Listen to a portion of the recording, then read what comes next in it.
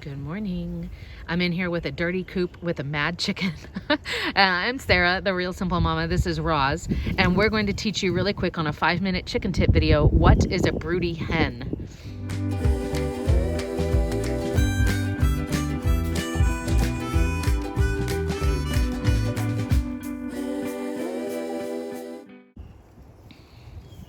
Let's answer that question immediately. What is a broody hen? Ta-da!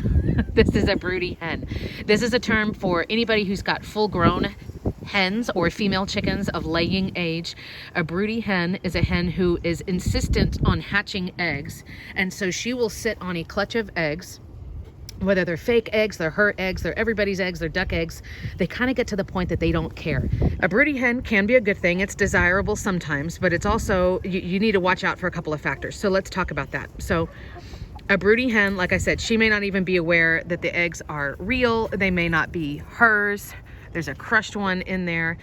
You can have her hatch eggs of another hen. Like there's been instances of a hen who passed away and they still wanted to have that hen's, her DNA, her genes passed on. So they have somebody else hatch the hen who's passed away.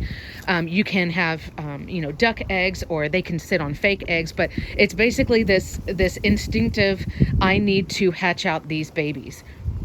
It can be desirable if you want baby chicks, if you can have baby chicks.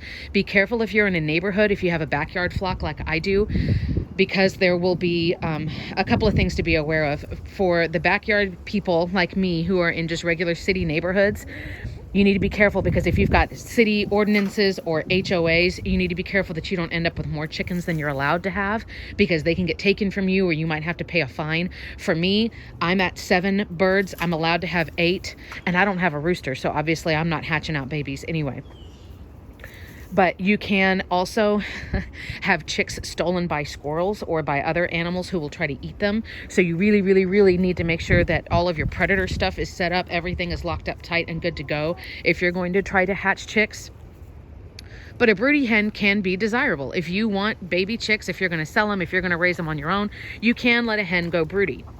If you don't want a hen to go broody, then you're going to have to break her of that. And usually that means locking her up in quarantine. I've got a whole YouTube channel here about quarantining chickens and bullying and integrating new chickens. And that's basically what you're going to have to do. You're going to have to break her. For everybody, whether or not you want baby chicks, you want your hen to go broody, there's a couple of things you need to be aware of. This is just general FYI tips. And this is the first time that I'm dealing with somebody who's kind of acting broody. So I wanted to jump in and just tell you, like, this is all the stuff I know. The first thing is that there are certain breeds, certain temperaments who are more likely to be broody than others. For example, speckled Sussex is a breed that is just notorious for becoming broody. It's very, very common that those hens will really, really want to hatch out eggs. I personally, in all of the breeds that I've had, you can check out this video I did recently. It lists all the breeds that I've had because I was talking about the best egg layers. I've never had a broody hen. Maybe that's because I don't have a rooster, so that instinct is not as strong because they know, like, they're not being mated by anybody. I don't know. But a hen can go broody without there being a rooster present. Does that make sense? So you and I both know she's not going to hatch chicks no matter how long she sits on there because they aren't fertilized, right? Nobody mated with her. But, who knows? Oh, it looks like George is out. Our neighbor's little dog, George. Hi, Georgie. So there's that. Another thing to be aware of. So there might be some breeds that you've got who are more likely to be broody than others. Like I said, I've never had a broody hen. Maybe it's because of the breeds that I have. Maybe it's because they know I haven't had a rooster in 4 years. Who knows? Another thing to be aware of. This is especially dangerous in the hot months, but be aware of it whenever. A broody hen will want to sit, and I'll start opening these doors. A broody hen will want to sit on those eggs literally like 23 hours a day. Hey, why are we all making noise? Quiet, I'm speaking. A broody hen will sometimes sit on the eggs, sit on that nest or in that nesting box for literally 23 or 24 hours a day. This is a couple of problems for you and ultimately for her. The first is that chickens poop when they sleep. So if she's sleeping in the nesting box too, she's pooping all over, not only on the eggs, but she's going to get it on her backside. It's just a big old nasty mess. The other problem is if she's sitting there constantly, she's not getting food and water like she needs to. That's something you need to be aware of. And then the added fun, because I'm in South Texas, I worry about my chickens sitting in there all day in this enclosed space when it's hot outside. My threshold is when things get above like 88 or 90 degrees, then you have to start watching your chickens so that they don't overheat. I've lost 2 chickens to heat, and they were both inside the coop or inside the nesting box when they passed away. So I am very aware of that. I'm very leery.